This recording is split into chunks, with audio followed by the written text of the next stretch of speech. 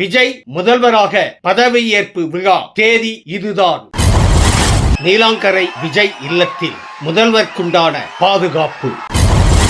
விஜயின் வெற்றி கொண்டாட்டம். புதிய வீடியோ. முதல்வர் ஸ்டாலினின் ராஜினாமாவை ஏற்றார் கவர்னர்.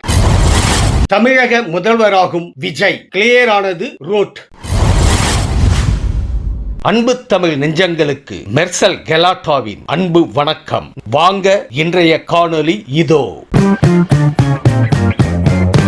தமிழகத்தில் புதிய அரசு பொறுப்பேற்க உள்ள நிலையில் பதவியேற்பு விழா குறித்து உயர் அதிகாரிகள் ஆலோசனை நடத்தி வருகின்றனர். தலைமைச் செயலாளர் சாய்குமார் தலைமையில் நடைபெற்று வரும் இந்த ஆலோசனை கூட்டத்தில் டிஜிபி சந்தீப் ராய் ரத்தோர், உள்துறை செயலாளர் மணிவாசன் உள்ளிட்ட அதிகாரிகள் பங்கேற்றுள்ளனர். நாளை மே மாதம் 7ஆம் தேதி நேரு உள் விளையாட்டு மைதானத்தில் விஜய் முதல்வராக பதவியேற்பு விழாவை நடத்த திட்டமிட்டுள்ளதாக தகவல்கள் வெளியாகி உள்ளது.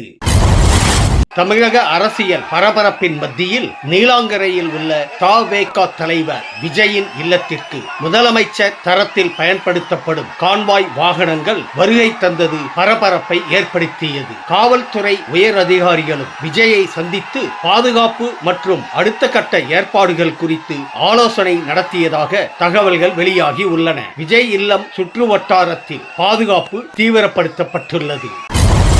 சட்டமன்ற தேர்தலில் தவேக கட்சி 108 இடங்களை வென்று முதன்மை கட்சியாக உருவெடுத்துள்ளது. தேர்தல் வெற்றி செய்தி வெளிவந்ததுமே முதல் வேளையாக தனது பெற்றோரை சந்திக்க விஜய் சென்றார். ஹிட் நடிகராக இதுவரை அவர்களிடம் ஆசி பெற்ற விஜய் இந்த முறை மக்களை கவர்ந்த தலைவராக சந்தித்து ஆசி பெற்றுள்ளார். அப்போது அங்கு குழுமியிருந்த உறவினர்கள் கத்தி கூச்சலிட்டு ஆனந்தமாக விஜயின் வெற்றியை கொண்டாடினர். அந்த வீடியோ தற்போது இணையத்தில் வைரலாகி வருகிறது.